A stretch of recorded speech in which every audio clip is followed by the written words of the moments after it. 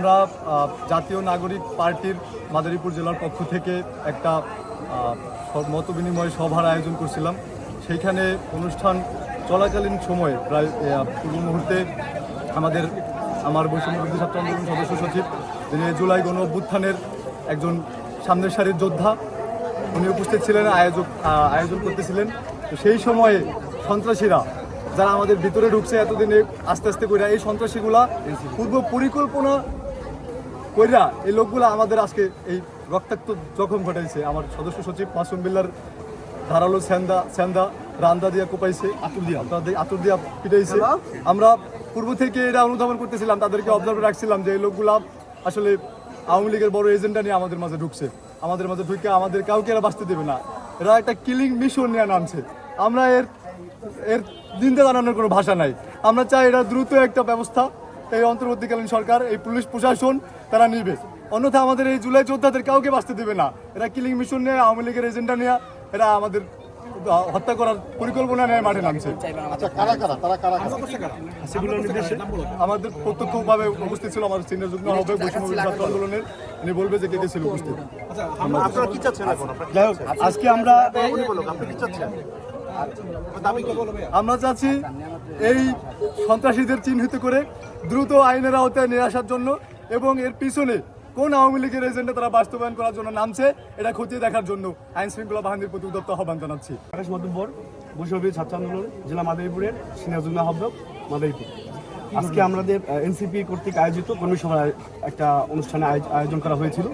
সেই মুহূর্তে আমরা 5 জন, আমি মাসুম বিলাস আর ছোট ভাই 2 জন সহ আমরা কথা বলতেছি। এর মধ্যে হঠাৎ রাতুল এবং টুটুলের আরেকটা নাম হচ্ছে আপনার আদিল মাহমুদ, ওরা এনসিপির জেলা সমন্বয় কমিটিতে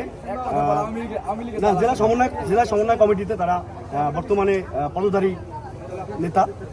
আমরা হচ্ছে বৈষম্য বিরোধী এবং এনসিপির উপজেলার একটা প্রোগ্রামে আমরা সকলে মিলে অ্যাটেন্ড করতেছিলাম। এই ভিতরে বৈষম্য বিরোধী ছাত্র আন্দোলনের আমাদের যে সেক্রেটারি মাসুম বিল্লাহ সে ছিল। হঠাৎ ওদের ফেসবুকে বিভিন্ন মেসেজের মাধ্যমে আর বিভিন্ন হুমকি দেওয়া হইতেছিল কিছুদিন যাবে। আজকে হঠাৎ আমরা বসা অবস্থায় রাতুল এবং রাতুল এসে প্রথম ওর গায়ে হাত তুলে আগে লাথি দিয়ে চেয়ার থেকে ফেলাই দেয়, এবং টুটুল এসে আবার ওরে উঠে রাতুল আবার হাতুড়ির পিছনে থাকা হাতুড়ি দিয়ে আর বাড়ি দেয়। আমি হাত দিই, এখন আমার হাতে রক্ত লাগে গেছে, দেখেন আপনারা, এখন আমার হাতে শার্টের রক্ত। আমি হাত দিই, 4টা বাড়ি আমার হাতে লাগে, 4টা বাড়ি, একটা বাড়ি লাগে মাথায়, যার কারণে ওর কানের এই পর্দা এখান থেকে ছিঁড়ে যায়, গুরুতরভাবে আহত হয়। এবং যখন আমি 3-4 জনকে, মানে ওরা তো অনেক 20 জন, আমরা তো পারছি না, ওদের সাথে 4-5 জন ছিলাম ওইখানে, যতটুকু সম্ভব আমি আমার সদস্যকে সেভ করার চেষ্টা করছি। কিন্তু এই মুহূর্তে আর কিছু করার ছিল না, ধারালো অস্ত্র নিয়ে রাতুল এবং টুটুল এলো কথা রেকর্ড শুরু করে। এরপরে পরিপ্রেক্ষিতে আমরা পরবর্তী সময় ওদেরকে ঢাকা বের করে এবং তৎক্ষণাৎ মাসুমকে নিয়ে সদর হাসপাতালে নিয়ে আসি। মোনালিসা হেভি ফ্লো 15 পিস প্যাকেটের সাথে 8 পিসের একটি প্যাকেট একদম ফ্রি। মাদারীপুরে আন্দোলন হয় তার হাত ধরে, সে মাদারীপুরে আন্দোলনের ডাক দেয়। এরপরে আমরা কম বেশি সবাই নামি, পরবর্তীতে পুরো মাদারীপুর এক হয়ে যায়। এখন যে মানুষের হাত ধরে আমরা আন্দোলনে নামলাম, আন্দোলন করে দেশ স্বাধীন করলাম, সেই মানুষটারা আজকে ওরা মারাত্মকভাবে আহত করে। আমরা ছোট একটা সভা রেখেছিলাম নিজেদের মধ্যে, সেইখানে 2 জন সন্ত্রাসী এসে মাসুমের উপর নিতান্তভাবে হামলা করে। মাসুমের অবস্থা খুবই খারাপ, তাকে মাদারীপুর সদর থেকে ঢাকা রেফার করে দিছে। এখন আমাদের ছাত্র জনতার একটাই দাবি যে মাসুমের উপর যারা হামলা করছে বা যারা ওকে আহত করলো, এদেরকে আইনের আওতায় আনতে হবে সন্ধ্যা 7টার মধ্যে। আর কেন তার উপরে হামলা হলো এর জবাব দিতে হবে। যদি আইনের প্রশাসন যদি তাদেরকে সন্ধ্যা 7টার মধ্যে না আনতে পারে, আমরা মাদারীপুর ছাত্র জনতা মরে যাই নাই, কেউ ডুবে যায় নাই, কেউ ভেসেও চলে যায় নাই, আবার সব মাঠে নামবো, আবার আন্দোলনে ডাক দিব যদি মাসুমের এটা সুস্থ বিচার আমরা না পাই। কারণ ওই মানুষটার হাত ধরে মাদারীপুরে আন্দোলন আসছে, মাদারীপুরে এত বড় একটা ভূমিকা ওই মানুষটার অবদান ছিল, তার সাথে এটা হচ্ছে, এটা আমরা কেউ মেনে নিতে পারছি না, কেউ না। এটা যতটুকু শুনলাম যে রাতুল হাওলাদার আর হচ্ছে টুটুল ভাই করছে, এখন বাকিটা হচ্ছে কার নেতৃত্বে করছে এটা আমার জানা নাই। তারা হচ্ছে মাদারীপুর এনসিপি, যে এনসিপি আসছে, জেলা কমিটি আসছে, এই এনসিপির সদস্য। এনসিপির একটা সভা ছিল, সেখানে বৈষম্যকে দাওয়াত করা হয়, ইনভাইটেশন পাঠানো হয়, ওখানে মাসুম লাগিয়েছিল। মাসুম আসলে একদম প্রথম থেকেই যে জুলাইয়ের গণ অভ্যুত্থান, মাসুম প্রথম থেকেই ছিল, আপনারা যারা আছেন আপনারা সবাই জানেন। আসলে এই যেই অভ্যুত্থানটা হয়েছে, পিছনে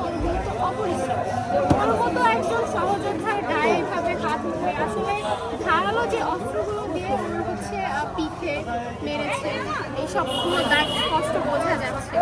এভাবে মারাটা আসলেই ঠিক হয়নি। আমরা কখনোই রক্তপক্ষে ছিলাম না, আমরা আগেও রক্তপক্ষে ছিলাম না, এখনো নেই। তো আমাদের একজন অ্যাক্টিভ সহযোদ্ধার গায়ে এভাবে আহত করা হয়েছে, এভাবে আমরা এটা কোনোভাবে মেনে নিতে পারতেছি না। তো আমরা এটা আসলে বিচার চাই, এটা কেন করা হলো, আর যারা এটা করেছে তাদেরকে সম্পূর্ণ বিচারের আওতায় আনা দরকার। না হলে আমাদের যেই বাকি সহযোদ্ধারা আছে তারা আসলে যে কোনো একটি পদক্ষেপ গ্রহণ করবে। তাই আমার আসলে প্রশাসনের কাছে একটাই দাবি যে আপনারা আসলে যারা এই কাণ্ড ঘটিয়েছে তাদেরকে বিচারের আওতায় আনুন। আমরা শুনতে পেরেছি যে মাসুম বিল্লাহ আহত হয়েছে এনসিপির কর্মী সম্মেলনে। তো আসলে কী কারণে হামলা সেটা এই মুহূর্তে আমি বলতে পারছি না, তবে যারা যারা এই হামলার সাথে জড়িত আমরা তাদেরকে গ্রেপ্তারের জন্য অভিযান অলরেডি শুরু করেছি। আমি সহ আমার সার্কেল এবং ওসি ঘটনাস্থলে আছে এবং আসামি গ্রেপ্তারের চেষ্টা চলতেছে।